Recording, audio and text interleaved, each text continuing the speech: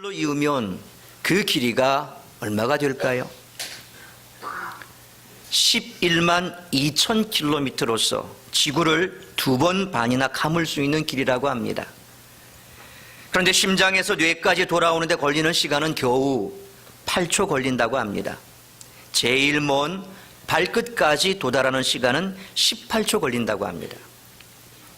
인간이 만든 일반 비행기로 지구를 한 바퀴 돌려면 하루 정도는 걸려야 합니다. 그런데 피는 온 몸을 한 바퀴 도는데 불과 46초 걸린다고 합니다.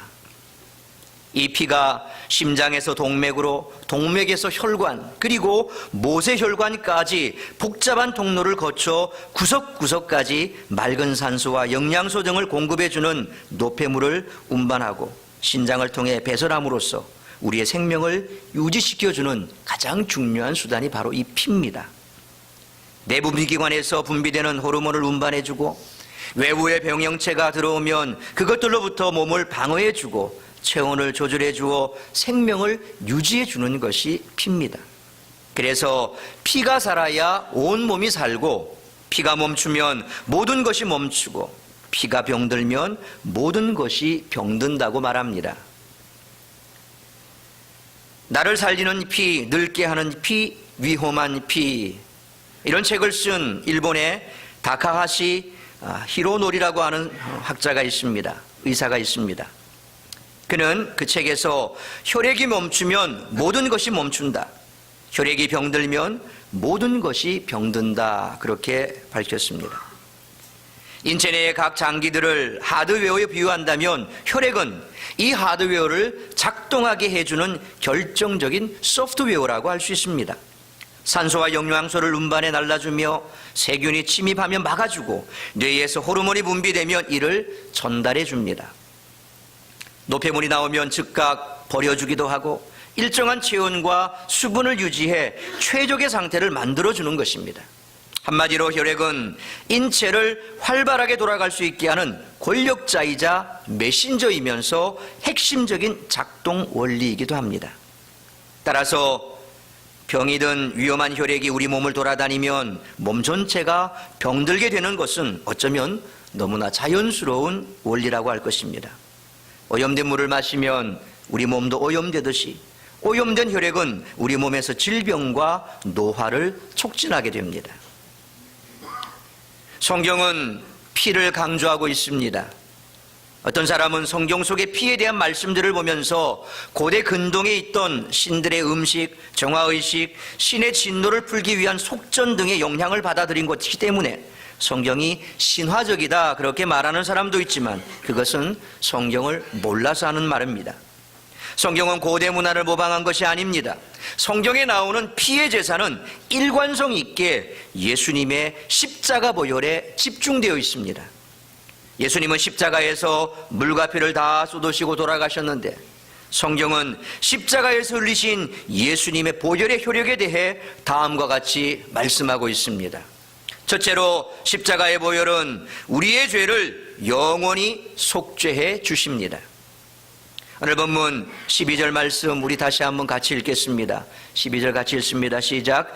염소와 송아지의 피로 하지 아니하고 오직 자기의 피로 영원한 속죄를 이루사 단번에 성소에 들어가셨느니라. 레위기 16장 11절로 15절 말씀을 보면 구약의 대제사장은 자신을 위해서 송아지를, 백성을 위해 염소를 속죄제물로 바쳤습니다. 1년에 단 한 번 7월 10일 대속죄일에 드리는 속죄제사입니다.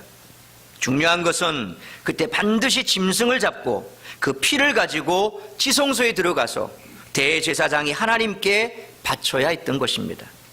이 피가 바로 예수 그리스도의 희생의 피의 모형이고 상징이라고 성경은 말씀하고 있습니다. 구약의 속죄는 매년마다는 불완전한 것이지만 예수님의 십자가의 피로 완전하게 영원한 속죄를 이루셨다는 것입니다.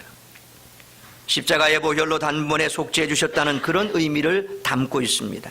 한 번에 영원히 이루어버렸다는 그런 말입니다. 15절에 보면 첫 언약 때 범죄한 죄를 속량하시려고 죽으셨다라고 말씀했습니다. 히브리서 8장 12절에서는 다시는 기억지도 않을 것이라고 말씀하고 있습니다. 성경에서 일을 다 이루었다라는 말씀이 세 곳 나옵니다. 첫째는 창세기 2장 3절에 모든 일을 그치고 라는 말씀처럼 천지창조를 마칠 때에 다 이루었다라는 의미로 말씀을 하고 있습니다. 둘째는 구속을 마칠 때입니다. 요한복음 19장 30절에서 십자가에서 예수님이 다 이루었다, 테텔레스타이라는 단 한마디, 그것을 말씀하셨습니다. 세 번째는 요한계시록 21장 6절에 이루었도다, 나는 알파와 오메가요 처음과 마지막이라 하는 말씀처럼 새 하늘과 새 땅이 완성되었다라는 의미로 이처럼 성경에는 세 곳 다 이루었다, 완성했다라는 곳이 세 곳 등장합니다. 그런데 그 중심에 예수님의 보혈이 있습니다. 보혈을 통해 하나님은 인류 구속사를 완성하신 것입니다.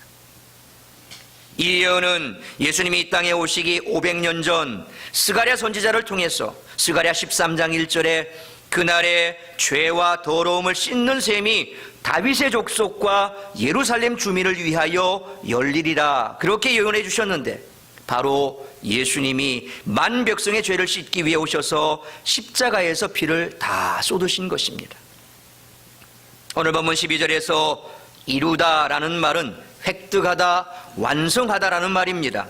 그리스도의 피의 제사를 통하여 영원한 구원을 획득하고 완성했다는 말입니다. 구약의 제사장은 매년 대속죄일에 반복적으로 제사를 드려야 하지만 예수님은 단번에 십자가를 통해 완전한 속죄를 완성하신 것입니다. 11절 말씀처럼 예수님께서는 장래 좋은 일의 대제사장으로 오셨다라고 말씀합니다. 장래 좋은 일이란 뭡니까? 바로 죄 씻음과 하나님께 나아감을 말합니다. 이것을 무엇으로 이뤘다는 겁니까? 손으로 짓지 아니한 것, 곧 인간이 지은 성전을 통하여 하지 않았다는 것입니다.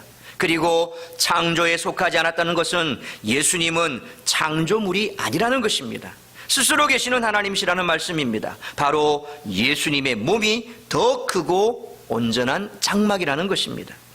피 흘리는 예수님의 몸이 십자가에 달리심으로 인간을 온전히 속죄하셨다라는 그런 말씀입니다. 그러므로 우리가 속죄받고 하나님께 나아가는 다른 길은 없습니다. 오직 예수 그리스도의 십자가 보혈밖에는 없습니다. 이단들은 자신이 중보자라고 합니다. 그들을 통해 천국에 갈 수 있다고 사기를 칩니다. 그러나 그들은 다른 사람을 위해 한 방울의 피도 흘린 사람들이 아닙니다.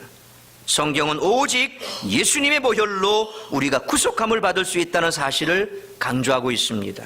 그래서 베드로전서 1장 18절로 19절에서 사도 베드로는 이렇게 말씀합니다. 우리 같이 읽겠습니다. 시작. 너희가 알거니와 너희 조상이 물려준 헛된 행실에서 대속함을 받은 것은 은이나 금같이 없어질 것으로 된 것이 아니요 오직 흠없고 점없는 어린 양 같은 그리스도의 보배로운 피로 된 것이니라. 아멘. 뿐만 아니라 요한일서 1장 7절 하반절에서 사도 요한은 우리에게 또 이렇게 말씀합니다. 요한일서 1장 7절 하반절 말씀 같이 읽습니다. 화면에 말씀 같이 읽습니다. 시작. 그 아들 예수의 피가 우리를 모든 죄에서 깨끗하게 하실 것이요. 아멘. 예수 그리스도의 보혈로 인한 구속의 능력은 영원합니다. 그 누구도 개입할 수 없습니다. 그 이유는 첫째로 예수님의 피는 영원한 언약의 피이기 때문입니다. 그래서 마태복음 26장 28절에 이것은 죄 사함을 얻게 하려고 많은 사람을 위하여 흘리는 바 나의 피 곧 언약의 피니라, 그렇게 예수님께서 말씀하셨습니다. 둘째로 예수님의 보혈이 의롭다 칭해 주시기 때문에 그렇습니다. 로마서 5장 9절 말씀입니다. 이제 우리가 그의 피로 말미암아 의롭다 하심을 받았으니 더욱 그로 말미암아 진노하심에서 구원을 받을 것이니, 예수의 피로 우리가 의롭다 하심을 받았다는 것입니다. 셋째로 예수님의 보혈만 화목제물이 될 수 있기 때문입니다. 요한일서 4장 10절에 사랑은 여기 있으니 우리가 하나님을 사랑한 것이 아니요 하나님이 우리를 사랑하사 우리 죄를 속하기 위하여 화목제물로 그 아들을 보내셨음이라 그랬습니다. 그러므로 내 공로가 아닙니다. 어떤 이단의 개수를 믿어야 속죄함을 받는 것 결코 아닙니다. 어떤 집단에 속해야 속죄받는 것 결코 아닙니다. 우리는 십자가의 보혈의 공로로 속죄함을 받은 것입니다. 이것은 어느 날 누가 지어낸 이 얘기가 결코 아닙니다.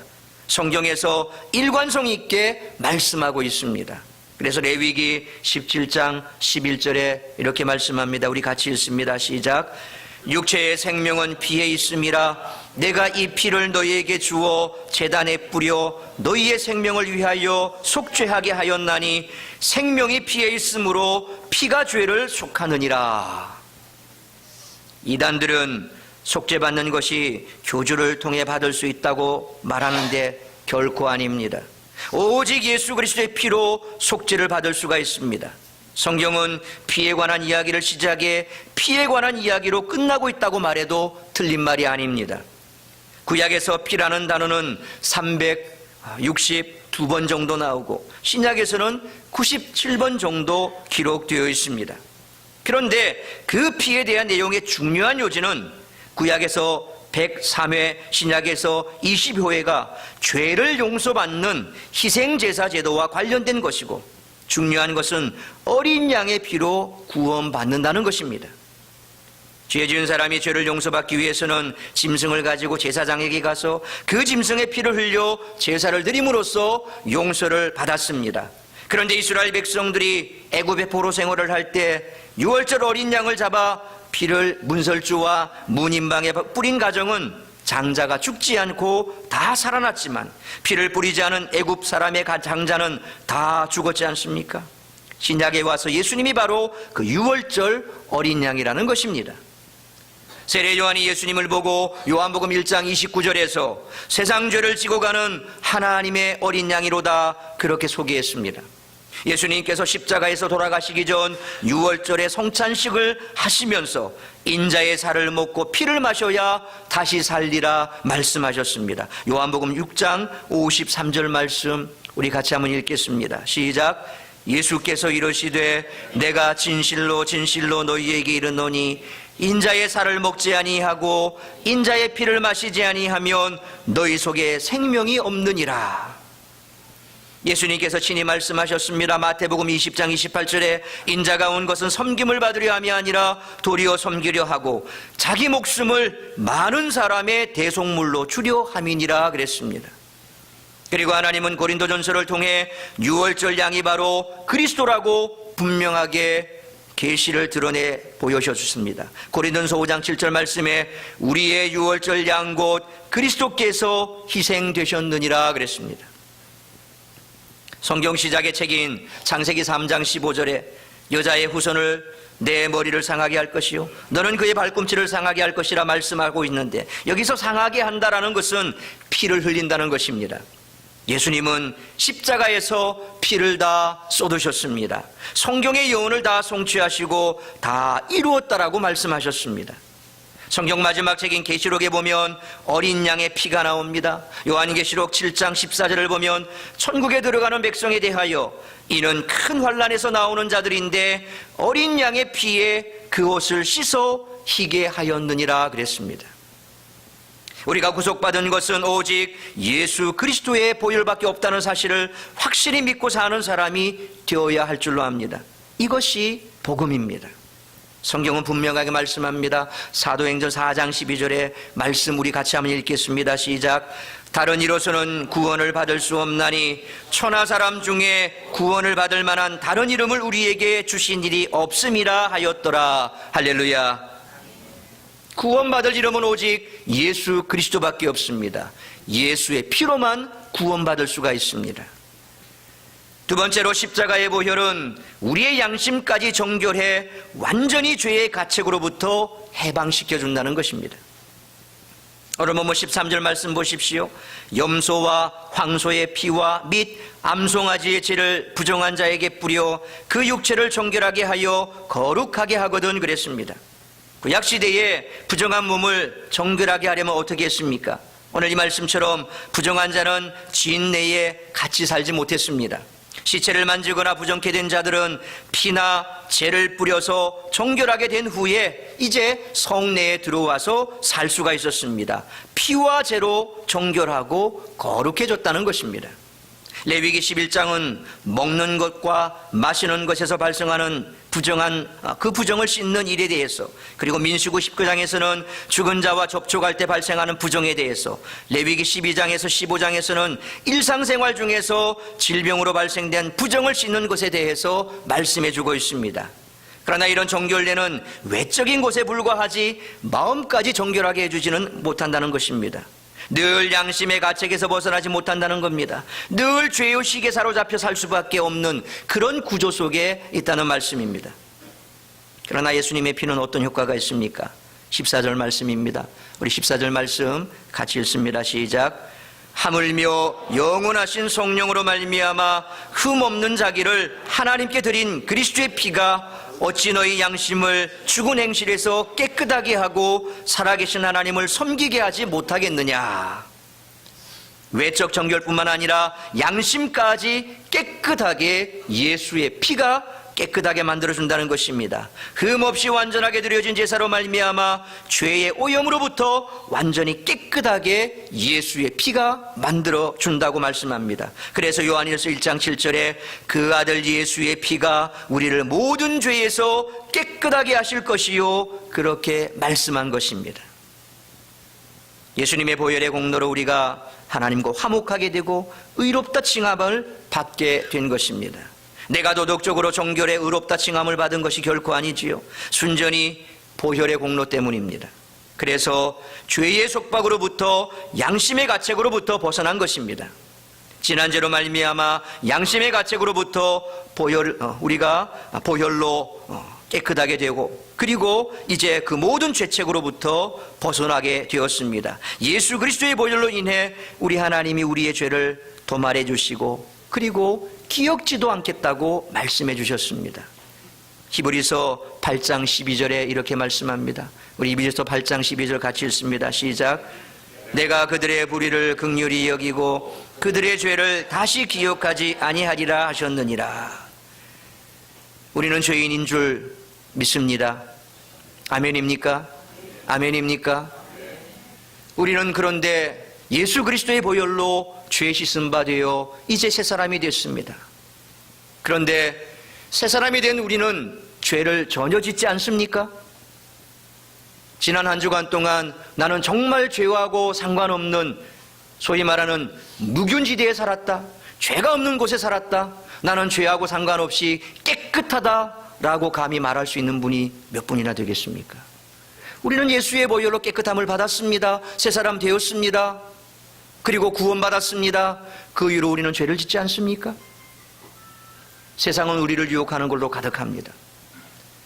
내가 손으로 발로 죄를 짓지 않는다 할지라도 생각으로 죄를 지을 수는 있습니다. 우리의 마음속에 미움이 가득하지요. 내가 싫어하는 사람, 꼴보기도 싫은 사람, 말은 하지 않지만 그 사람을 내 마음속에 품고 얼마나 많이 죽입니까? 죽이고 또 죽이죠. 그래서 어쩌면 우리의 심령 속에는 무덤이 가득합니다. 죽어있는 시체가 가득합니다. 내가 죽였던 사람들입니다. 손으로 죽이진 않았지만 내 생각으로, 내 마음으로 그들을 죽였다는 겁니다. 그래서 그 존재는 나이가 없습니다. 쳐다보지도 않습니다. 가까이 하지도 않습니다. 다 죽은 시체같이 우리 속에 있습니다. 이게 뭡니까?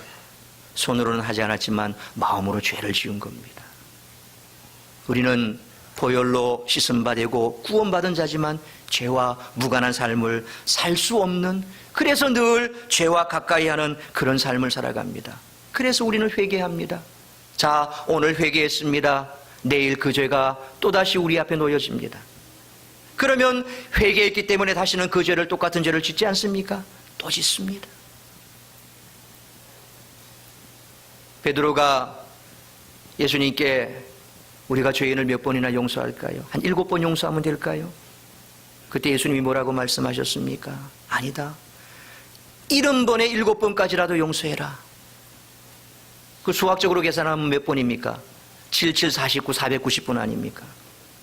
490번을 세면서 용서할 사람이 누가 있습니까? 한 10번, 20번, 한 100번, 200번 넘어가면 이제 셀 수도 없습니다. 내가 몇 번 용서했는지 기억도 안 납니다. 그건 뭡니까? 끊임없이 용서라는 말이죠. 하나님이 우리에게 말씀하셨습니다. 주님이 그렇게 말씀하셨습니다. 말씀하신 주님은 우리의 죄를 기억지 않는다 그랬습니다. 우리가 회개하고 돌이키면 기억하지 않는다고 말씀하셨습니다. 그래서 그들의 죄를 다시 기억지 아니하리라 말씀하신 겁니다. 얼마나 감사합니까? 이 땅을 떠나가는 그 순간까지 수없이 반복되는 죄 속에서 우리는 가책을 느끼며 살아갑니다. 우리가 가책을 느끼며 살아가지만 그 가책에서 벗어나는 게 뭡니까? 회개하고 난 이후에 하나님은 다시는 그 죄에 대해서 기억하지 않는다고 하는 그 말씀을 우리는 붙들어야 됩니다. 물론 그렇다고 해서 그 말씀 붙들고 계속해서 장난삼아 죄를 짓는 것은 그건 하나님이 다 아시지요. 정말 간절하게 내가 회개하고 돌이켰지만 어쩔 수 없이 우리 속에 있는 이 죄성의 본성 때문에 또 누군가를 미워할 수밖에 없고 또 말로써 누군가를 정죄할 수밖에 없고 그것이 우리의 죄성인 것을 하나님은 너무나 잘 아십니다. 그래서 기억지 않는다고 말씀하셨습니다. 뿐만 아니라 이사야 1장 18절에도 우리에게 또 이렇게 말씀해 주십니다. 우리 이사야 1장 18절 말씀 같이 읽습니다. 시작. 여호와께서 말씀하시되 오라 우리가 서로 변론하자. 너희의 죄가 주홍 같을지라도 눈과 같이 희어질 것이요 진홍같이 붉을지라도 양털같이 희게 되리라. 할렐루야. 우리의 죄를 저렇게 깨끗하게 해주시겠다는 겁니다.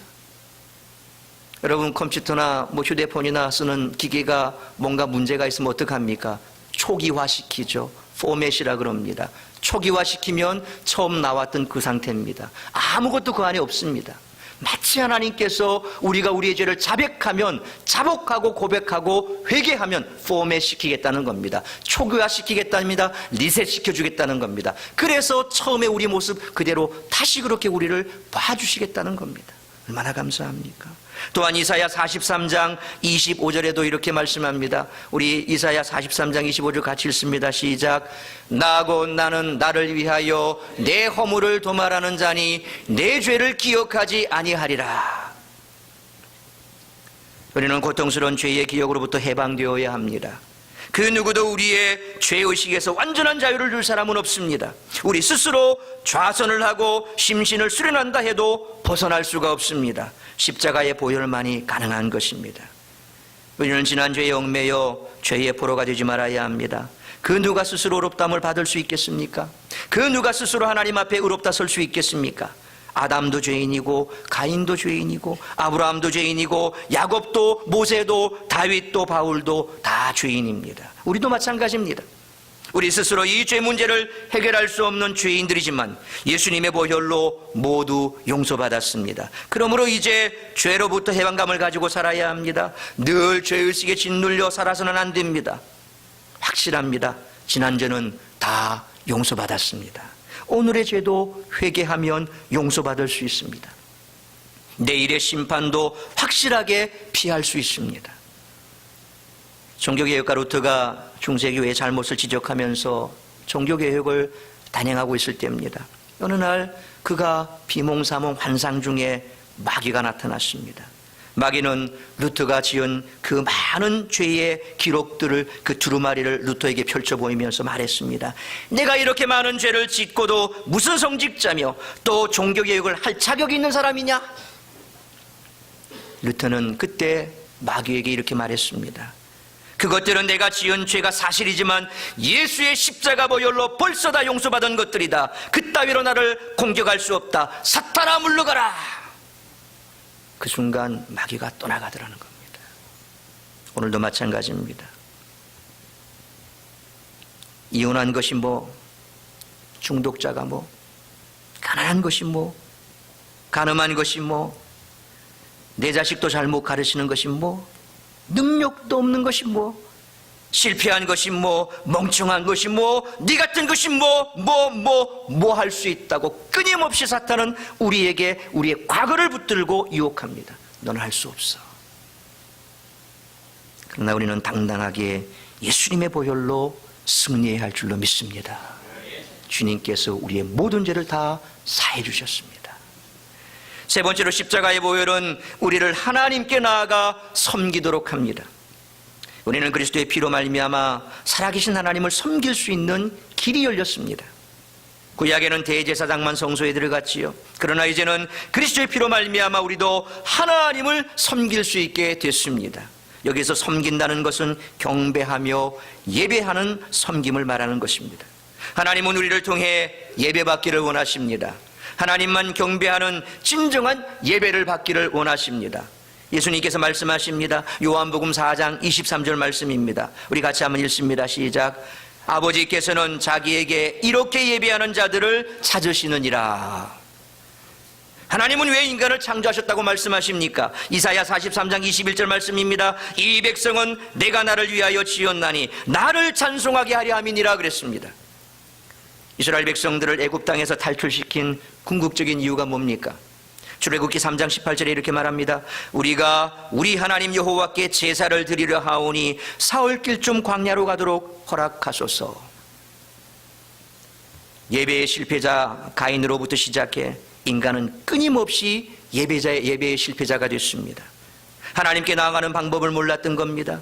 진정 하나님이 기뻐하시는 예배를 드리지 않았던 것입니다. 예배받기 위해 택한 백성, 제사장 나라 되게 하기 위해 택한 백성도 하나님을 잘못 섬기고 바알신과 아세라신을 섬겼습니다. 예배를 통해 자신의 이익을 추구하려 했던 것입니다. 비를 내려 풍년 들게 하는 신을 그들은 섬겼던 것입니다. 그래서 하나님은 수많은 선지자를 통해 바른 예배를 드리라고 말씀하셨습니다. 내가 죽는 예배를 진정으로 드리라고 말씀하셨습니다. 그러나 자기가 죽는 예배가 아니라 자기가 왕이 되는 예배, 하나님을 도구화하는 그런 예배를 계속 드렸던 것입니다. 그래서 하나님께서는 구약의 마지막 책인 말라기에서 뭐라고 말씀하셨습니까? 1장 10절 말씀 시작. 만군의 여호와가 이르노라 너희가 내 제단 위에 헛되이 불사르지 못하게 하기 위하여 너희 중에 성전문을 다룰 자가 있었으면 좋겠도다. 내가 너희를 기뻐하지 아니하며 너희가 손으로 드리는 것을 받지도 아니하리라. 또한 말라기 2장 3절에도 이렇게 말씀합니다. 같이 읽습니다. 시작. 보라 내가 너희의 자손을 꾸짖을 것이요 똥 곧 너희 졸기의 희생의 똥을 너희 얼굴에 바를 것이라. 너희가 그것과 함께 제하여 버림을 당하리라. 이 말씀 속에서 타락한 예배, 타락한 삶을 살아가면서도 하나님의 백성이라고 큰소리치며 살아갔던 그들을 향한 아버지의 마음이 이해가 되십니까? 느껴지십니까? 그렇다면 어떤 제사를 드려야 할까요? 오늘 본문 14절에 말씀합니다. 우리 14절 말씀 같이 읽습니다. 시작. 하물며 영원하신 성령으로 말미암아 흠없는 자기를 하나님께 드린 그리스도의 피가 어찌 너희 양심을 죽은 행실에서 깨끗하게 하고 살아계신 하나님을 섬기게 하지 못하겠느냐. 예수님의 제사는 희생제사입니다. 이 제사는 어떤 제사입니까? 자기 희생의 제사입니다. 흠없는 자기 희생의 제사입니다. 다른 사람들을 위한 흠없는 자기 희생의 제사입니다. 완전한 제사입니다. 예수님께서 온전한 제물이 되어 온전한 제사를 십자가에서 드린 것입니다.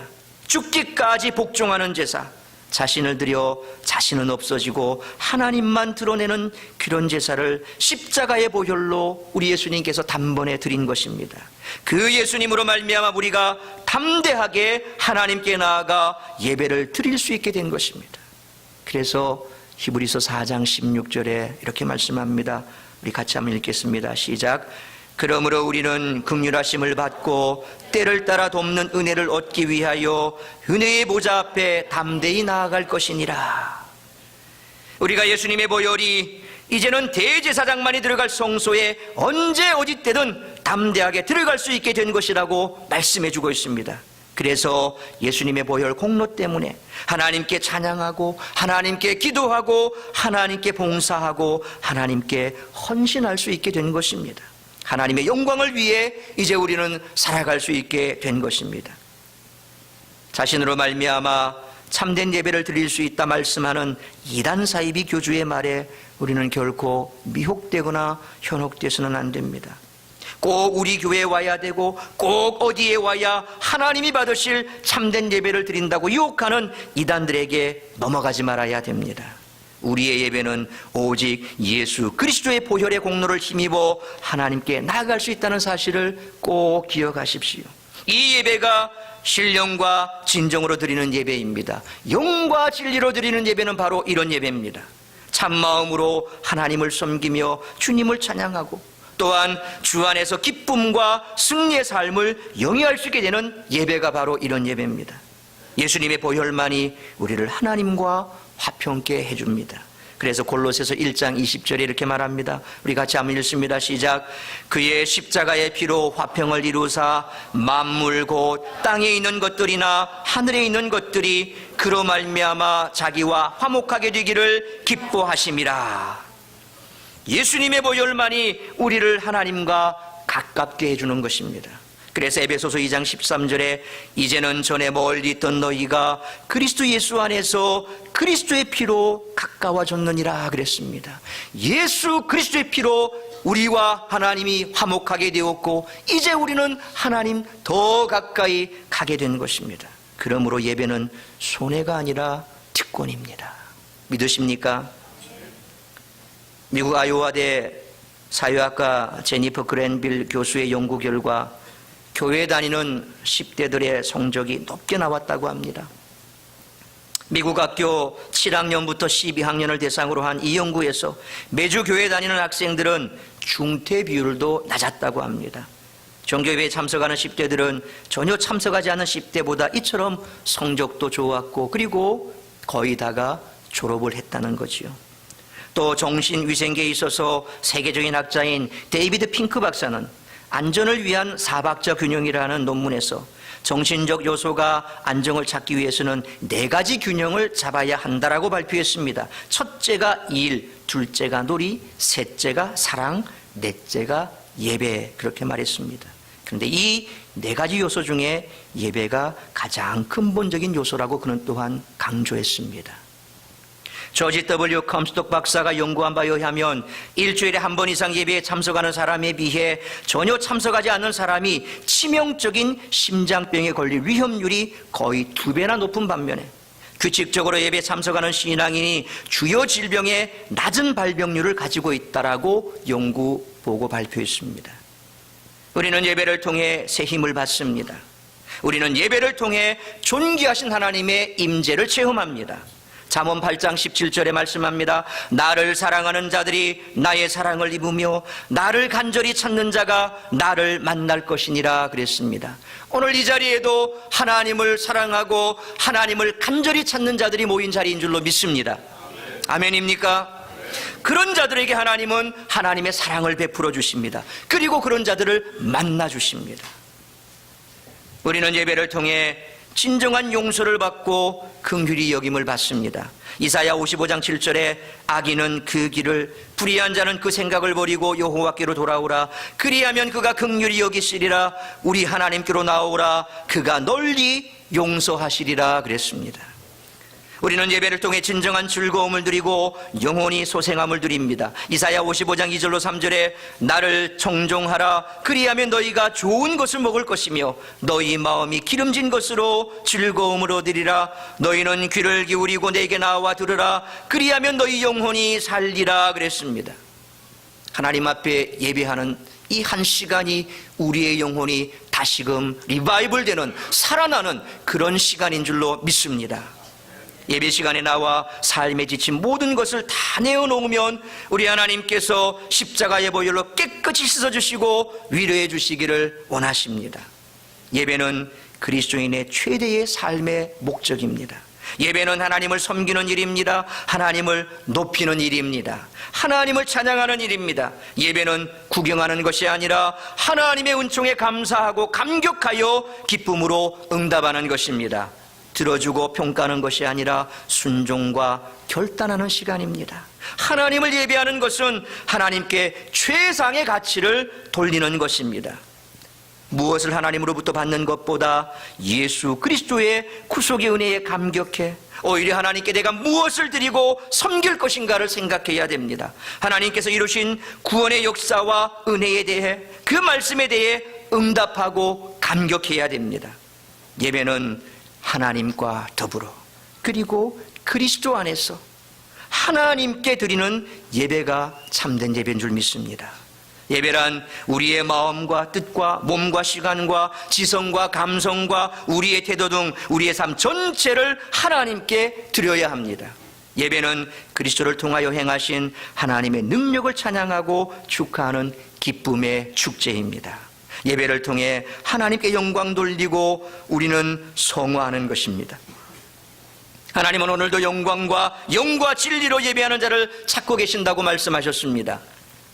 우리의 자유는 예배를 위해 주어진 것이며 우리에게 주신 것과 우리에게 주신 젖과 꿀이 흐르는 가나안 땅도 예배를 위해 주신 축복인 줄 믿습니다.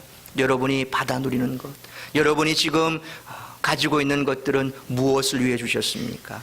하나님을 영화롭게 하라고 주신 것입니다. 하나님을 예배하기 위해서 쓰라고 우리에게 주신 것입니다. 그렇게 하라고 맡겨주신 것입니다. 왜 예수님께서 십자가에서 보혈을 흘리고 죽어야만 했습니까? 오늘 본문은 두 가지로 그 이유를 말씀합니다. 첫째, 유언은 유언한 자가 죽어야 그 효력이 있기 때문이라는 것입니다. 16절 말씀 보십시오. 유언은 유언한 자가 죽어야 되나니 그랬습니다. 둘째로, 피 흘림이 없이는 죄 사함이 없기 때문입니다. 22절 말씀에 율법을 따라 거의 모든 물건이 피로서 정결하게 되나니 피 흘림이 없은즉 사함이 없느니라 그랬습니다. 예수님이 죽어야 그 유언이 이루어지는 것입니다. 예수님이 죽어야 우리의 죄가 사해지겠다고 말씀하신 그 유언이 이루어지고 약속이 이루어지는 것입니다. 예수님이 죽어야 그 피로 말미암아 우리의 죄가 사함받게 되고 정결케 된다는 것입니다. 그래서 예수님은 우리의 죄를 위해서 우리의 죄를 대신해서 십자가에 못 박혀 죽으신 것입니다. 우리 동영상 함께 보시겠습니다.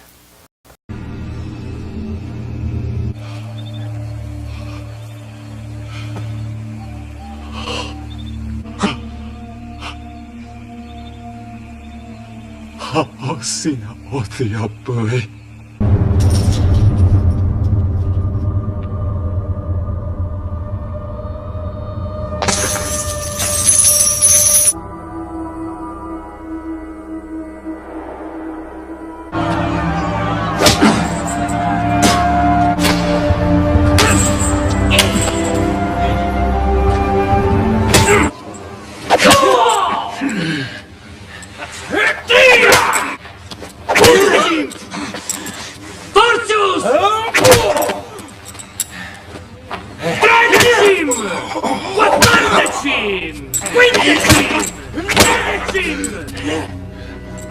Due devi vinci! Un devi vinci! Vigenti quattro! Quale? Dimmi sto farlo! Gusta! Uno! Due! Tre! Quattro! Cinque! Six! Nove!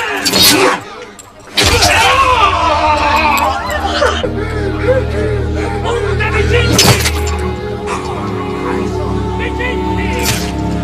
Vigenti uno! Vigenti tre!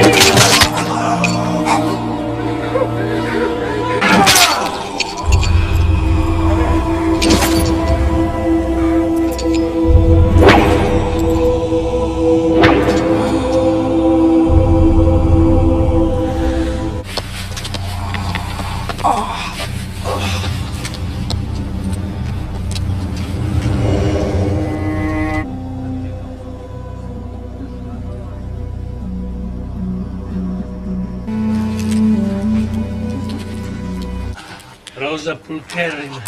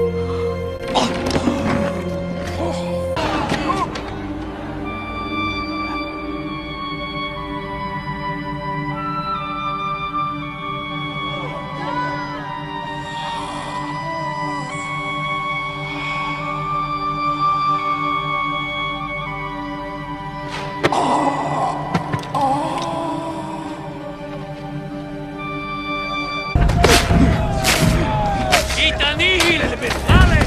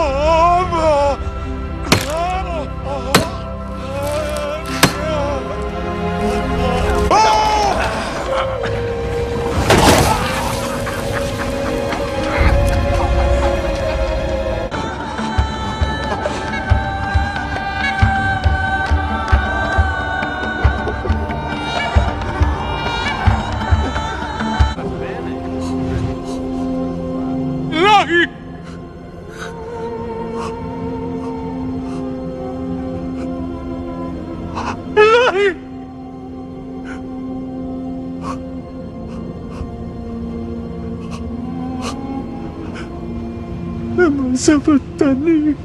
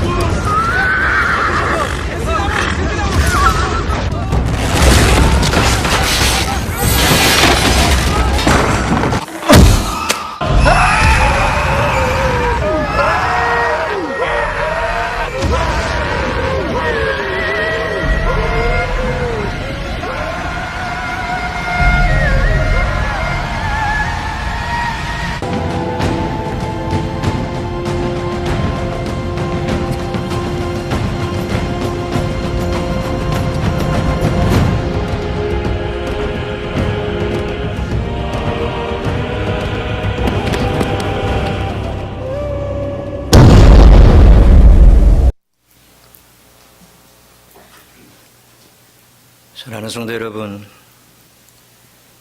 예수님의 죽음은 우리 죄를 위한 대리한 죽음입니다. 예수님의 죽음은 우리를 대속한 대속물로 죽으신 것입니다. 예수님의 죽음은 우리를 위한 속건제물로 죽으신 것입니다. 예수님의 죽음은 우리와 하나님과 화해하기 위한 화목제물로 죽으신 것입니다. 그래서 보혈의 피로 하나님과 우리는 화목을 이루었습니다. 죄 용서를 받았습니다. 죽음에서 부활하게 됩니다. 의롭다함을 얻게 된 것입니다. 담대하게 하나님께 나아갈 수 있게 된 것입니다. 영원한 천국에 들어가게 된 것입니다. 복음은 십자가 보혈입니다. 이 피의 복음을 믿고 누리며 전하는 우리 모두가 될 수 있기를 주의 이름으로 축원합니다. 기도하겠습니다.